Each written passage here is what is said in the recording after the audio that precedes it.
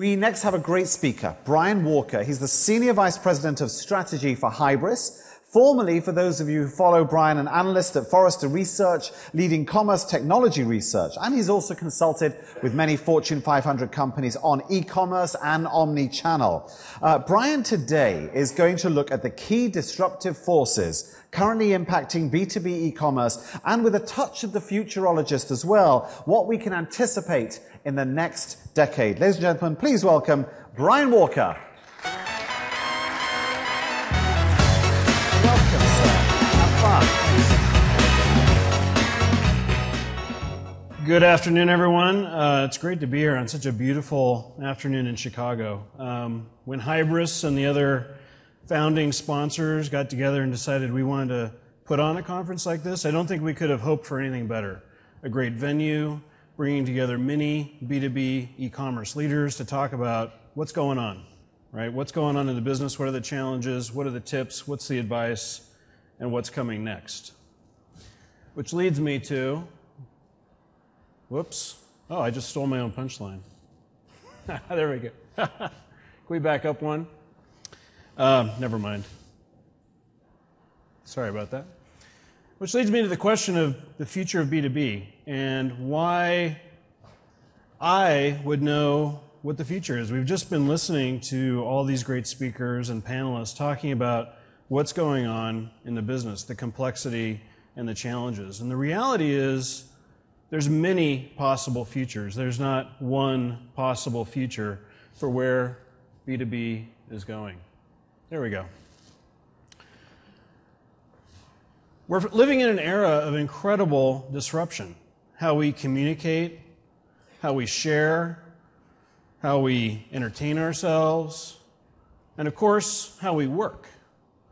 Now that disruption began a couple of decades ago, in a sense, the current theme we're on with the introduction of the web in the business. And we heard Paul from Granger talk about how they were an early adopter, maybe they were a little ahead of their time, and now coming back and really catching that wave. But this disruption that we're all living in a sense, we probably don't even realize the extent of the disruption that's around us. This disruption, of course, has hit a new inflection point with the advent of the phone, the smartphone, which changes really many ways in which we lead our lives today. If we look at the data, you can see how addicted we are to this phone. It was funny, kind of the yawn we all had when the latest smartphone announcements were made by Apple. We're all like, really? That's all you got? Right? That's all you can come up with? And then it was funny to see how disruptive it was for me personally when I upgraded my phone recently, and I was like completely confused for like 2 days. Like I couldn't get anything done. I looked at my phone and I couldn't figure it out. And it just sort of was indicative of how integrated this has become into my life. We're using this on our commutes. We're using this at home. Our kids, of course, are using this at school. They can't do their homework without their tablet or their phone anymore. They're FaceTiming or on Skype with their schoolmates and friends. Half the time, I'm not sure what they're doing. We're even using it in the bedroom and the bathroom. I'm not sure what we're doing in the bathroom, but hopefully it's Scrabble. And of course, this is indicative of us, right? We're exemplified here. I'm probably even, beyond some of these numbers in terms of how dependent I am on this phone. And of course, this is now your customer. This is how they're leading their lives. When we want to get something done today, what's the first place we turn? We pull our phone out of our pocket. And I don't know about you, but websites just seem confusing. I'm expecting things to be condensed and efficient and effective. And of course, this has already been extraordinarily disruptive. We all read about the retail numbers. We all see that. But we need to recognize that, in a sense, it's time we stop ignoring this in B2B. B2B is not immune. Andy Hoare from Forrester will be presenting some really good research tomorrow morning. But just to touch on a couple things that we've learned in the course of that research. 54% of B2B buyers are researching products on their phones. 62% are researching products on their tablets. An astonishing 52% are buying products through their phones for their business. You know, newsflash, I was astonished when I saw that. That is huge. I mean, how many out here now have an optimized, mobile optimized website? A few. How many have an app that's really focused on the core use cases of your channels and your products? All right, a few more. That's good. Still, inside the boardrooms, people are still focused on launching websites and optimizing them, which is, of course, important. But we've already moved beyond that into something that, you know, is riding around in the pockets and purses of your customers. And it's the first places we turn to get problems solved. But as disruptive as mobile already is, it's important to recognize that nearly half of smartphone owners have owned one for less than a year. You know, a big percentage of those are probably 13-year-olds like my daughter, who got her first iPhone the other day and was like, I don't know, it was like a whole new universe had opened up to her. I'm not sure I'm comfortable with it, but it is what it is. As smartphones hit 85 to 90% penetration by the end of next year in North America, and as those users become familiar with how to use those phones, how to get things done, their expectations will change.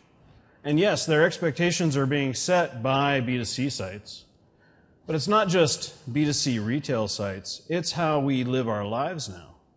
It's how we get things done. And of course, from a disruption perspective, that's just mobile, right? There's many other things that we could spend a whole afternoon talking about in terms of what does that mean for B2B. Things like social, or the global customer, or the global competitive set. How local and social come together inside mobile experiences, and many other convergent factors. But there's one thing that I think is really interesting to talk about from the standpoint of disruption within B2B and the experiences that you're going to want to build for your customers around B2B. Well, actually, it's not one thing. It's really 212 billion things. This is now the number of connected things to the internet. And of course, this is, you know, accelerating at an exceptional rate. We can see the advances just from a few years ago. I mean, it's ho-hum now at home to have your stereo connected to the web, or your flat screen TV streaming Netflix or Amazon or what have you. Like, we're like, yeah, right?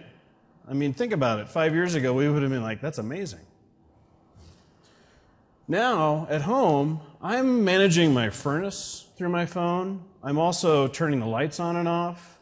I'm actually changing them to any part of the visible spectrum. You know, I've got a light bulb in the living room, on the front porch, and in the dining room that I can turn to any visible color in the spectrum right now. Kind of mess with my family. You know, I was thinking maybe I should have a color code for like when I turn off the freeway to head up to the house and like have it blink, and maybe I can kind of hack the system a little bit. That could be kind of fun. My wife would probably like that. Clean up, kids, hurry up. You know, we're facing an explosion of the number of things that, as Ram shared this morning, have sensors embedded in them that are connected to the net, throwing off a tremendous amount of data. Now, the truth is, a lot of that data today is going somewhere. A lot of companies are collecting a lot of data, not able to do much with it. And when we talk about this concept of the Internet of Things, some of our very well-respected competitors will throw up a slide of a connected city, connected hospitals, connected, communities. And that's a very compelling opportunity. But inside this room, I think it's also really interesting to think about how your products will change when they become connected and how that might actually become a small thing. a small thing, it's not really small, I guess. It's a tractor. It's not small. But a product like a tractor, which today already has those sensors. I mean, talking to Brian, where are you? There you are.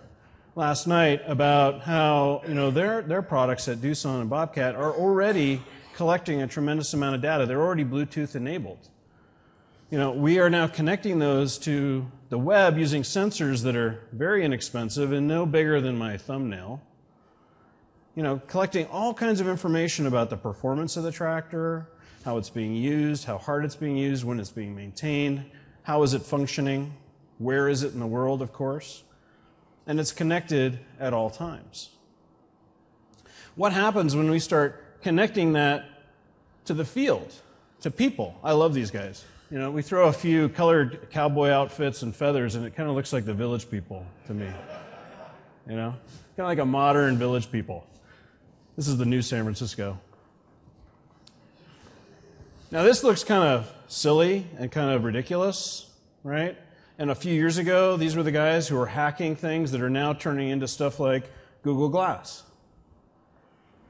Now, myself and a couple of my colleagues were out at Google a few months ago, and we got to demo Google Glass. I was kind of excited about that. We were there to talk about partnerships and so forth, but I was pretty psyched to demo it because I was like, okay, this will be fun. I hadn't had my hands on one yet. And when I put it on and kind of went through the scenarios they talked about from a consumer perspective, I have to be honest, I was like, I don't get it. I don't see myself valuing that over a phone in my pocket or maybe a wearable on my arm. I couldn't get it from a consumer perspective. And I left the Google campus thinking, I'm not so sure about that.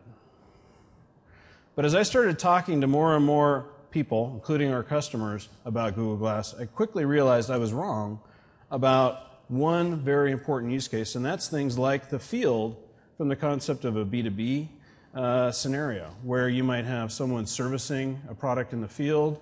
They want their hands free. They can talk to it. They can get information. They can get manuals. They can get videos. They can get diagrams. And of course, they could order replacement parts. They can do a lot of that from their phone too. But you start to enable them in a very different way. Certainly in the medical field, tremendous opportunities here. And anyone who's a pilot already knows the value of a heads-up display. So here we are with an experience that's very near, I think, many of you in the kind of businesses that you operate, either as a distributor or a manufacturer. You're going to have competitors seeking to innovate around this. And of course, at Hybris, we have guys in the labs playing around with glass and what kinds of things we can do to marry up our PCM and commerce platform to glass. We want to make sure that we're thinking a little ahead and that we can support the kind of experiences you may want to build from the platform. Here's like an example. I actually left the logo on this one just so that you wouldn't be scared of us, right? Looking at this. This is kind of intimidating. But here's just an example. It may be kind of an extreme one to put a cop up here. And of course, it's a cop who's highly connected. We're monitoring not only when the gun leaves the holster, we're recording what he sees. We're also monitoring his health and his biorhythms. We're, of course, monitoring where he is in the world, right? Think about what's going to happen in the criminal justice system when we've got all this data around what the experiences are this cop has out there in the field, enforcing the laws, interacting with the less desirable set, as we should say, right? Very, very interesting. And this is kind of extreme, but you start thinking about how a farmer, how a mechanic, how a nurse, an esthetician, right? There's so many different ways this could apply out in the field, and certainly connecting the products with the experiences to get really good at diagnosing the situation that that person is in, your customer or your customer's customer is in, and giving them the kind of information in real time they need to solve the problem. I had a plumber at my house just a few days ago fixing something, and you know what? We didn't have the right part. So what did he do? He pulled out an iPhone out of his pocket. It was completely trashed. It was cracked. I don't know what had happened. Probably dropped a wrench on it. He's trying to navigate. And you know what? He's looking for a part at the local distributor. right? He's trying to figure out, can I solve this problem right now? Am I going to have to order it? I'm like, I'm not real happy because I don't want the bathroom to be out of commission for the weekend and all of that. Like, we could have made that experience of that plumber and me as the customer of the plumber a lot more effective by bringing all that experience together in a more effective way rather than him pinching and scrolling and trying to navigate the distributor's website on his phone. And of course, from a commerce perspective, we need to start taking advantage of all of this data and the context that we know about where this person is in the world to do a better job of facilitating a reorder. In the case of the tractor, right, we may know that the oil filter needs to be replaced, or it's time for the hydraulic cables to be replaced. I still remember a guy in a backhoe at my house a couple of years ago who was taking down my old garage so I could build a little mother-in-law house. Yes, my mother-in-law does live with me. We can talk about that another time. And the hydraulic cable snapped. And I had hydraulic fluid just flying all over the yard, right? And he's like, oh, I guess it was time to replace that. Really? And I had this like tractor stuck in my yard, kind of like teetering and kind of like, it seemed like kind of a dangerous position, kind of half in a hole for like 2 weeks while he ran around. He's busy. He's an entrepreneur. He's got 5 different jobs going on at the same time. And I kept calling him, hey, your tractor is still in my yard with a broken hydraulic hose and there's still fluid leaking into the pan, right? We can get better at that. And we can think about wiring up a commerce experience around all this data that we're going to start to collect, not only to drive reorders, but also to facilitate a more delighted customer and customer of your customer who's using and interacting with those products. Wow. It's a lot to digest, right? We've already had a lot of different things that could potentially impact the business. Again, many possible futures. If we think about all of these different things, we have to go, what do I pay attention to here? Consumerization of B2B, right? The Internet of Things, we were just talking about, mobile, social, on down the list. The prosumer, right? How the new global market entrants are potentially going to come after my business. We've talked a lot about Amazon today. But what I highlighted here, I think, is actually the most important thing. It's a concept called the adjacent possible, coined by Clay Christensen, to talk about what are the conditions around when real innovation happens. And real innovation happens when you've got a lot of available sort of assets already present in the market, and no one has brought them together to drive disruption. And that's exactly where we are today, with things like the Internet of Things, the things like smartphones, the things like commerce platforms that can get much more effective at delivering a targeted, precise, contextually driven customer experience. What that means is that businesses that today think they're kind of protected, they're kind of safe, you know what? Our customers like to talk to us. We have a unique relationship with the customer. Or maybe it's even pricing power, something like that you think is your unique differentiator. Well, if you're not paying attention to how your customers' needs are changing, how their lives are changing with technology, or what some of these opportunities are for disruption, and setting yourself up to optimize around agility and flexibility, you're running a big risk. Because we are at a stage now, I believe, where we're going to see what already seems like a profound amount of change in our lives and in our businesses simply amplify. And we have to be ready for that. We have to be ready to take advantage of that. So in a sense, the game just changed again. It just keeps changing. Yes, the fundamentals are there, and I think Ron did a great job of kicking off the day, talking about how, you know what, common sense is common sense, the fundamentals are the fundamentals, and I believe that's true. But one of those fundamentals, of course, is know your customer. And today, our expectations as consumers and as customers continue to evolve as we become more digitally native, digitally enabled. And a digitally savvy, digitally enabled business will be able to match what those expectations are. And in a sense today, you have to be the easiest and fastest to do business with, period. There's no way in which you can avoid serving the customer's context, which today is out in the world somewhere in some situation. You know, I get kind of frustrated with my bank. I won't name them, but they shut off my debit card when I leave the country. And I'm like, how do you not know that I'm out of the country? You know, why can't we link my phone to the fact that I'm standing in front of your ATM in the Tokyo airport one day and the Frankfurt airport the next day? Why can't we figure that out already? That's a bank, of course. But in a commerce context, there's a need associated with where I am in the world, what problem I'm facing.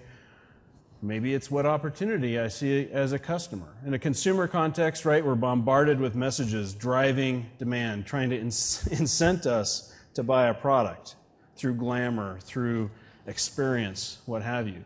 In a B2B context, though, you know even more about the customer and where they are. You know what role they are in the organization. You know a lot about their plants. You know about the orders that they're placing. You know what they're authorized to buy. And you probably have a pretty good idea of what problem they're trying to solve if you bring all that context together. And in today's day and age, you have to bring that context together and deliver an experience that brings the entire enterprise here in a size of screen this size. Tomorrow, that might be in a Google Glass experience. Or maybe in the future, I want to automate a lot of my reorders based on the sensors that I have placed throughout my plants. And you know what? I'm just going to subscribe to all the parts that I need for my plant, and you tell me what I need. At the end of the month, we'll have a look, and if we got a problem, we'll talk about it. But you know what? I can afford no downtime. And I thought what Paul said earlier was really important. He said, you know, in a B2B context, you've got entire businesses and livelihoods dependent on these experiences. And the idea that we're going to force somebody to sit in front of a screen and type in an order, looking at a catalog while they're multitasking and, you know, their kids are texting them and someone just sent them a cute kitten video and whatever, and you're making it hard.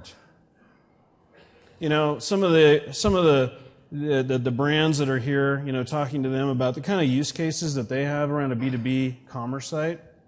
They've got a shopkeeper who just put her kids to bed and needs to focus on replenishment, right? And, you know, you're going to make it hard. Meanwhile, you know, an hour ago, she was doing all kinds of things as a consumer, and you're going to make it an order entry screen where I have to look at a catalog, or maybe tomorrow I have to remember to call my salesperson. And meanwhile, you want to make sure they're not out of stock. They've got the right colors and the right sizes of your product to maximize the experience of the end customer, which in the case of that kind of a brand might be a consumer. In the case of a lot of distributors here, it may be other businesses. But you get the idea. So today, we think about what are some of those, I don't know, simple lessons, common sense. What does that mean? Well, today, we have a lot more to work with. You need to be able to act on the context. You need to capture the moment that that user, that customer, that farmer, that mechanic is in. And you need to be able to deliver on the total experience, which includes fulfillment of the total order in the correct fashion. We talk a lot about Amazon. We talk a lot about Amazon in the context of customer experience. I worked there, and I can tell you, their website is terrible. And they know it. Now, they also know they shouldn't change it because everyone's learned how to use it. And today, at least for myself, I would much rather use my phone to engage with Amazon than I would their website.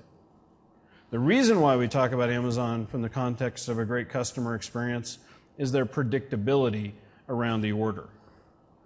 So this isn't just about, you know, pixels on a screen and designing the layout, right? This is about core business processes and the ability to deliver on that total experience.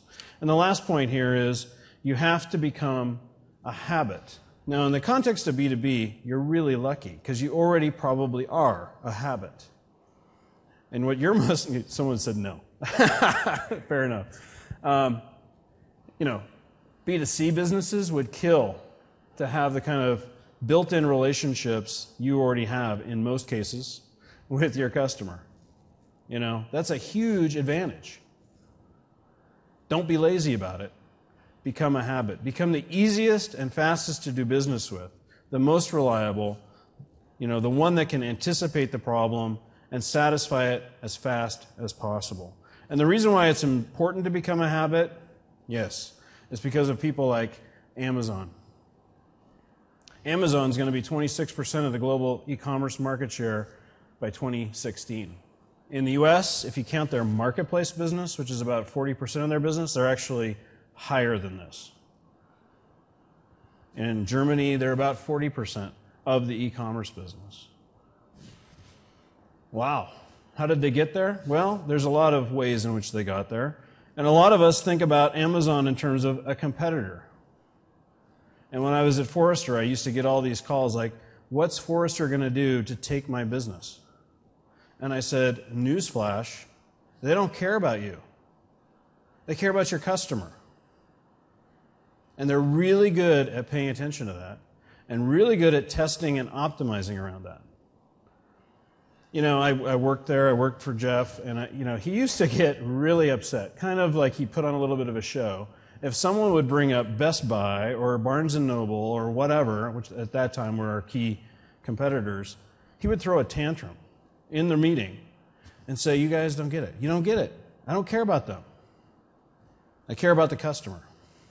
Really, really would emphasize that point.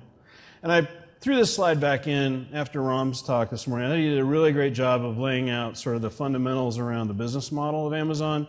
This is what they call the flywheel at Amazon. This is something that Jeff drew, the first month when he started Amazon. And it's pretty interesting that it's kind of held true. And this is how they make decisions. They're focused on lowering cost structure so they can lower prices, which drives the customer experience, which drives traffic, seller selection, all focused on growth, which is really, I think, what Ron did a great job of illustrating this morning. Now, we can overdo the Amazon card here, and I hesitate to do that. But I do think it's important to recognize that, yes, they did start a B2B distribution business, and it's relatively small. Market share, probably single digits, mid-single digits. I don't think it's really rocked anyone's world yet, although I thought the information that Jay shared this morning was kind of interesting. What was it, 10 to 15% of buyers had said they'd bought from Amazon Supply? But look, this flywheel's already kicked in, and it's not going to stop. And certainly when we think about how I know I do this all the time, I would rather buy from Amazon and expense it than go through any sort of procurement process my company and my CFO want me to follow. Forget about it. I don't have time. I don't have time to learn it. I don't have time to follow it. I'm just going to ask for forgiveness later. As a consumer, that's how I'm acting inside of a work context, and that's the way a lot of B2B customers are starting to behave. That's why we have to focus on that core user experience and drive at becoming a habit. Of course, we heard a lot about this today, right? It's not about the technology. As a technology vendor, I have to admit, it's absolutely true. It's not about the technology. Technology is an enabler, but this is about an entire business transformation. We are today faced with the reimagination of nearly everything, and I do believe that the way in which technology and connectedness is going to revolutionize how we as consumers and we as businesses interact, that's only going to continue to accelerate. That's certainly what we believe. And that means you have to be willing to disrupt essentially your entire business. It's a lot, but it's how you measure the business, it's how you run the supply chain, it's how you design the products, it's how you design the relationships with partners. Talking to one of you earlier today at lunch, and I apologize, I don't remember the name, but you made a really good point. You know who you are. You said, you know what, we already have things like sensors embedded in our products, but we only deliver one part of the factory automation that customers, are plugging us into, right? So they're providing, things like conveyor belts and small discrete components that run inside of a factory. They're like, we have sensors, we're throwing off a lot of data. I'm not sure we right now even have the diagnostics around that data or can think about building the experiences around that. That's a big problem to solve, but it's a really, really important problem to solve if we believe the customer is going to expect, yeah, you're going to be able to reorder parts when your belt fails in the future. So it's also how we plan our product assortments. It's how we reward and incent people, right? We can't think about things in channels anymore. This concept of how a sales organization might function in opposition or alongside the web, and how customers choose channels, or how we want to direct customers to channel. I'm sorry, I have to take a little bit of exception to the concept that some customers should be treated differently.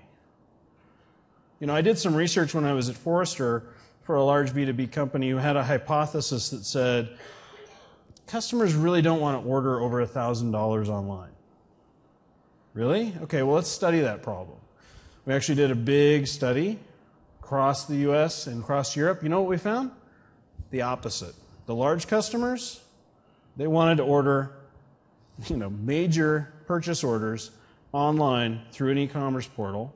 It's where all the best information was that they could trust. And yes, you know what? Once a year, they wanted to talk to somebody about negotiating their prices. But when it came to placing an order, don't make it hard. That was what we found. Now, each one of your businesses is different, so I don't want to present some, universal, truth here. But the reality is, that's how customers increasingly, we as customers increasingly want to behave. Of course, when you think about the fact that this is not necessarily about the technology and it's about an overall disruption and change and business transformation, of course you do need the tools that are going to support and enable that business agility so that you can test and you can try. Things like what Paul is doing are really important. Let's not assume we're smarter than the customer. When I was running large development shops for retailers way back in the day, we were kind of an early adopter on multivariate testing, and that was the first thing we learned. Boy, we thought we were pretty smart. We'll never be smarter than the customer. We need a platform that supports our ability to test and evolve and optimize based on what we learn. Because no matter how long we've been in this business and how smart we are, we can never outsmart the customer. So you need those tools, or you're going to be stuck trying to invent them, or falling further and further behind your competitors who in the B2B market, you don't necessarily have the same visibility to until you get that call from a sales agent to say, yeah, we lost that account. Maybe it's a competitor who has a great mobile experience. Maybe it's a competitor who can drive a subscription-based reorder process based on the Internet of Things concept by embedding sensors and so on. But we're on the cusp. So I encourage you to focus on those tools and business processes that are going to support that fast learning, fast failure, fast innovation, while, yes, you pay attention to the fundamentals. With that, I want to thank you very much. Appreciate your time and attention. I look forward to chatting with many of you this evening and then tomorrow. And I encourage you to be here when Andy tomorrow morning presents the great research that we've done around the B2B market, how your buyers want to interact with you, how you can interact with them, and what your peers are doing in e-commerce. So thank you very much.